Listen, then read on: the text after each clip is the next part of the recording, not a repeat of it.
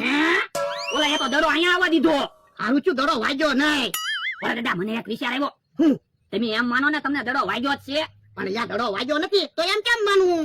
પણ અમથા પાસેથી પૈસા લેવાનો મોકો છે. એમ થોડો પૈસા આપે. પણ આપણે અમથાને કહેવાનું તમને માથામાં દડો વાગ્યો, દવાખાને જવું પડશે, લાય 2000 રૂપિયા. અરે ઈ થોડો હાસુ માને.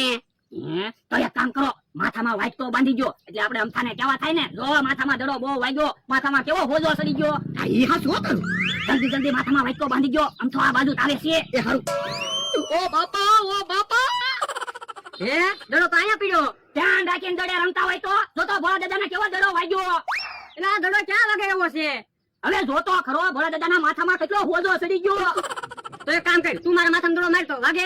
ના ના એમ કઈ તારી જેવા થોડા સેવી બીજાના માથામાં દડા મારવી. ઓ બાપા, પાતું બહુ દુખવા મળ્યું, દવાખાને જવું પડશે.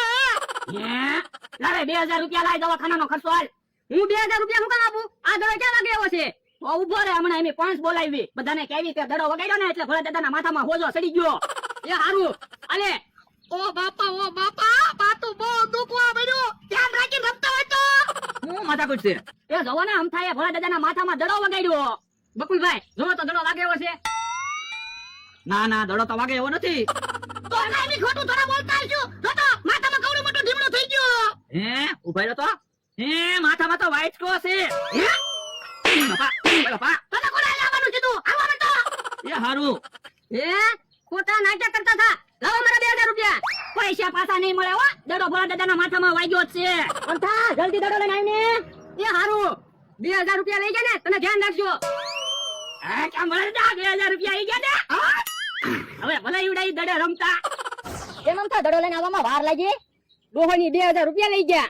કેમ ઈવડાઈ કે માથામાં દડો વાગ્યો? પણ દડો ક્યાં વાગે એવો છે એ તો મને ખબર છે, પણ ડોહાએ માથામાં વાગ્યો બાંધ્યો, મને કે ઢીમલું થઈ ગયું, લાય 2000 રૂપિયા. તો તે 2000 રૂપિયા તો આપી દીધા ને. હા તો ધોકો લઈને જા, હાસુ એના માથામાં ઢીમલું કરી નાખ. આ ઈ હાસુ લ્યો દડો.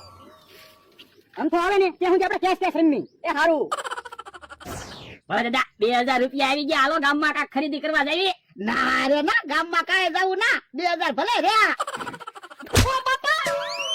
હા ભલે દાદા જો બોલો ભોળા દાદા તો બેભાન થઈ ગયા. હું છું ભલે દાદા.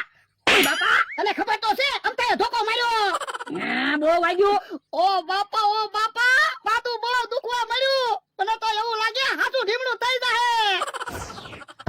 ઈ આમ થયો ફફડાટી.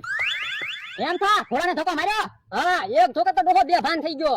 તો વાંધો નહીં, અમને ખોટું કહેતા હતા માથામાં ઢીમલું થઈ ગયું. હવે હાસું ઢીમલું થાહે. હમણાં અમે ગામમાં જવાના છીએ, ખબર પડી જાય માથામાં ઢીમલું છું કે નહીં. ઓ બાપા, માથું બહુ દુખવા મળ્યું. એ તો માથામાં નાનું એવું ઢીમણું છું ને એટલે માથું દુખતું હશે.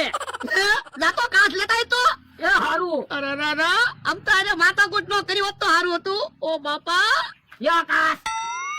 ઓય બાપા, તને નાનું એવું ઢીમડું લાગે, કવડું મોટું માથું થઈ ગયું. ઓ બાપા. પણ ભલે ને માથું થોડુંક મોટું થઈ ગયું, આપણે 2000 રૂપિયા તો આવી ગયા. સાનો મોનો ડાય ને કોઈ મહેમાન ન આવે તો હારું, મને ઓળખશે નહીં. મહેમાન તો નથી આવતા, પણ મમરાભાઈ આવે.